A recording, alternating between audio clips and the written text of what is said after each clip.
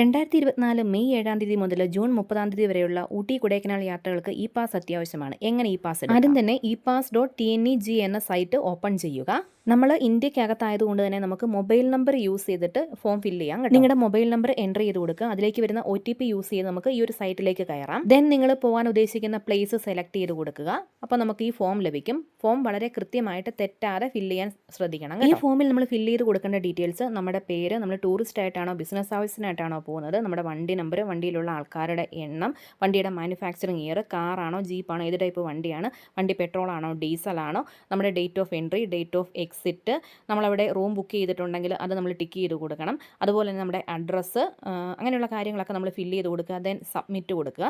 Submit കൊടുക്കുമ്പം അവരുടെ കുറച്ച് റൂൾസ് ആൻഡ് റെഗുലേഷൻസ് നമുക്ക് വരും. അത് നമ്മൾ കൃത്യമായിട്ട് വായിച്ച് നോക്കിയിട്ട് കൺഫേം കൊടുക്കുക. കൺഫേം കൊടുക്കുമ്പോൾ ഫോണിലേക്ക് നമുക്ക് ഇ പാസ് വരും. അത് ഡൗൺലോഡ് ചെയ്ത് ഫോണിൽ സൂക്ഷിക്കുക. വീഡിയോ ലൈക്ക് ചെയ്യാനും ഷെയർ ചെയ്യാനും ചാനൽ സബ്സ്ക്രൈബ്